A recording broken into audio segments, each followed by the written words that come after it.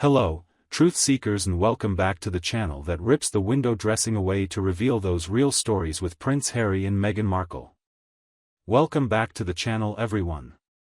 We're here to drop another white-hot grenade of royal real talk intent on triggering dozens of delusional Sussex squad stans. This time, it's the siren call about another heinous revenge plot by this manipulative conwoman queen, Meghan Markle, on the very institution she's dedicated years to sabotage. But before we dive into the bear trap with that reveal, if you haven't hit that subscribe button for me yet, please do, along with the notification bell. You won't want to miss the explosive content we have coming your way. So I am babbling on above about a full-fledged cockling plot to utterly destroy and discard all that King Charles ever achieved afore His Majesty can even obtain those resold Oxfords properly set on the throne. This unabashed dame is on the urge of declaring war on the legacy and conventional power structure of the royal family, all based on sheer vindictiveness for not having her self-worshipping machinations fully sated.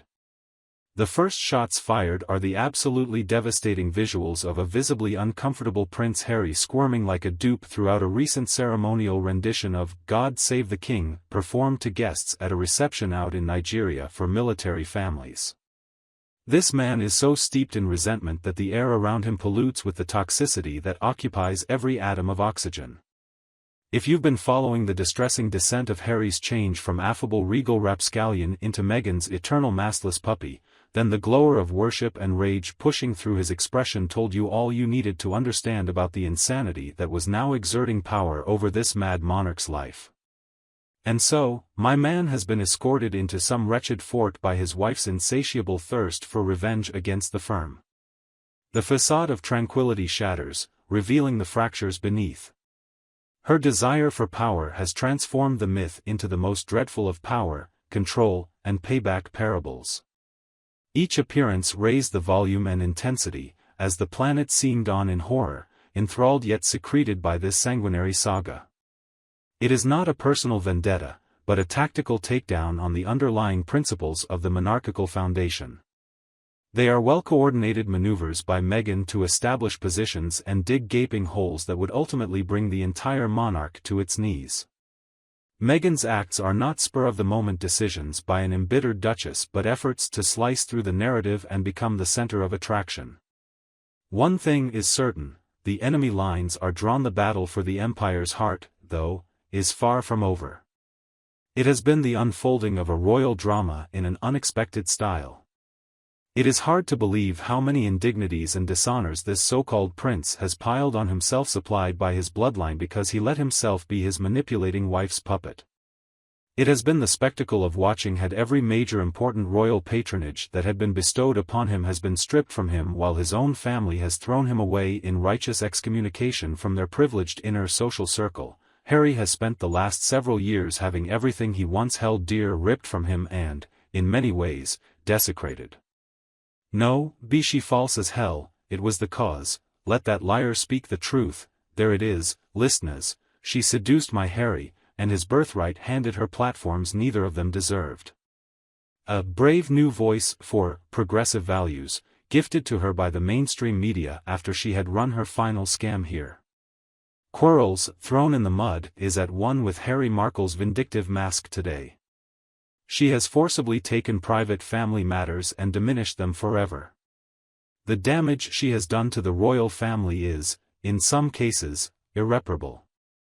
But all Meghan Markle wants to do is become a controversy, a chaos agent, a source of a million little justifications for her every move. She is an underdog working with the media to be put among the victim by first harassing her husband and family and then lie to royal's name. She sows division within her husband and family. Will Markle can stabilize a 1,000-year-old governing system that has seen more good than bad while appearing on TV to chat on acid rape like she's sharing the recipe for her favorite egg bake? I would say, her inception after marinating in the nasty of American royalty in LA that she leveraged to create strategic leaks. Her influence is seismic and her impact an increase in casualties, including lost relationships and trust. The prince was the forever favorite of many a woman throughout the years, but he soon seemed to be a mere figment compared to his dominating wife, running haywire in her pursuit for everyone's attention. Thousands of Britons loved the man for his charm and dedication for royal duty, only to see him constantly embroiled in scandals and hidden from view. The monarchy has seen centuries of turmoil and finally reached its turning point. The actions of Meghan have fueled an eternal rift that threatens to undermine the core of this ancient institution, from the hottest of internal turmoil to the coldest of external pressures. How many centuries could an old institution last did it survive selfish interests, or if the old tales about purpose and duty were now just folklore and nothing else? But the true damage by the royal blood-given entity is not yet fully known. Meghan's actions have consequences beyond the impact they have on the actual people of the institution. Instead, there is a ripple effect in which Meghan abuses the public's trust and the long-lasting legacy of a monarchy burned from betrayal and manipulation. While the royal family is still reeling from these unprecedented events, still the most important question is, will they be the same after, or will they have been forever changed by Meghan? Meghan will burn every place to the ground if it just gives her a fresh breath of air, as is evident from her reaction to the public debacle surrounding her failed Nigerian PR tour. Well, Meghan expected that this entire farce of a Love Thy Neighbor tour with a dumb little lapdog would ultimately restore her utterly disgraced public image with the speed of light, in parallel to proceeding from one relatable humanitarian publicity stunt after another around Africa, the mother continent, though to this eternal grifter's credit, it at least let her reinvent herself as the selfless voice for the voiceless savior once again, with all those crushing credit card slips snapping back under the rug of what a monstrously toxic narcissist she can actually be.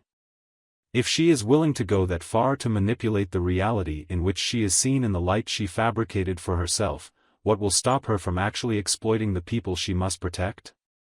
The mere fact of such an affair taking place in Nigeria, a country with a long list of challenges and dark pages in history, immediately raises doubts not only about Meghan's sincerity but also about the authenticity of the efforts made for the purpose of actual humanitarian work. This is reality through Meghan's eyes. It is the eyes and recklessness of an almost unhesitating hunter for self-elevation and an assisted narrative control. No wonder this plan blew up in her face. The epicenter of this publicity cataclysm was not just the woman or her image, it was the poorly framed and poorly marketed brand of the well-designed compassion. Rather than serving as a reality check, this failure only added more fuel to her already superoxygenated behavior patterns, creating a scenario of a painful slow explosion of one bad publicity stunt following another. In all fairness, her response is worthy of Mulder's "I Want to Believe" poster. It can be drawn from this pattern of Meghan's action that it has an all-time regular modus operandi, always almost done this way: create a crisis, put oneself in a victim position, and turn against any institution or person that dares to go against her story. This master act has been done many times, with a broken heart and 1,000 mutilations along the way, all instances of causality with dams growing in weakened walls like a tension spring until it hits criticality and releases massive quick tsunamis, leaving broken relationships and tarnished reputations. So, what do you guys think about that? Let me know down in the comments below, but until then, keep it locked for more shocking stories and scandalous exposés right here on our YouTube channel. You can also give it a like, share, and subscribe so you can get the latest updates about the royal family. Thanks for watching, and we'll see you in another intriguing story about the royal family. Until then, take care.